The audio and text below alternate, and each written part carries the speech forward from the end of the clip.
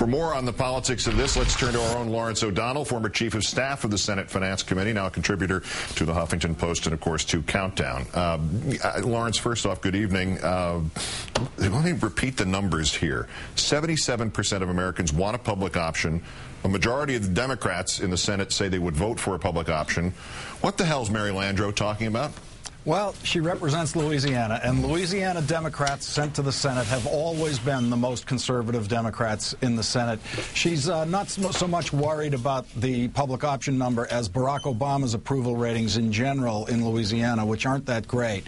But this is one of those situations where she's not on the Finance Committee, and you see how how badly informed senators who are not on the relevant committee are about legislation on other committees. She's just really not ready to be talking about this publicly. She should stay in her office for a while. Well, but or she should be led. I mean, is there not?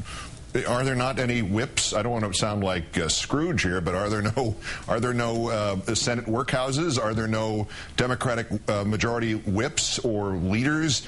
Is there anybody? Is there a failure to lead? Is I guess what I'm asking here in the Senate. There is a failure to lead, but there is absolutely no capacity to lead. It isn't anyone's fault. It's institutional. George Mitchell, who was the best majority leader I have ever seen on the job, could not whip people. He could not force people to vote a certain way. I used to try to explain to people when I was working in the Senate, how would you get an adult to do something that they don't want to do if you cannot hit them? That's what you've got here. There's absolutely no way you can force the Democrat from Louisiana to vote a certain way. There's no way you can force Joe Lieberman to vote any way at all, and he, by the way, is way off the reservation on this. I mean, he has said things today that indicate he cannot vote for the Finance Committee version of the bill. So they have no ability to whip up these votes. These jobs, the whip in the Senate, that's just an honorary title. Sigh. Governor Dean, obviously medical practitioner, respected voice on this issue, as respected as anybody else. Repeatedly he has said that health care reform is not worth doing if it's not done right. Are there consequences for Democrats of passing a bill not done right? I think those are the most devastating consequences, the passing of the bad bill. I think Howard Dean is absolutely right about that. The bill is being opposed now. The Finance Committee bill, the pay-for version of it, is the tax on health insurance plans, is being opposed by Labor very, very intently.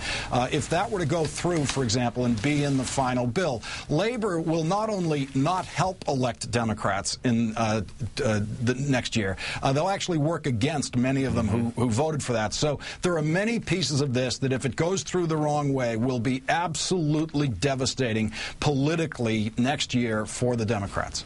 I've asked you before to try to take me through the thought process of Chuck Grassley, if any. How might individual mandates be a state's issue exactly, and how would they be unconstitutional if it's necessary and mandatory by law to buy insurance for your car? Well, Chuck Grassley always does say, I'm not a lawyer, but. He's not a senator, but. Yeah. Well, car insurance is not a federal law. It is a state law. So that's the distinction Grassley is drawing. And there's a reasonable discussion to be had here. I think the individual mandate would survive constitutional challenge.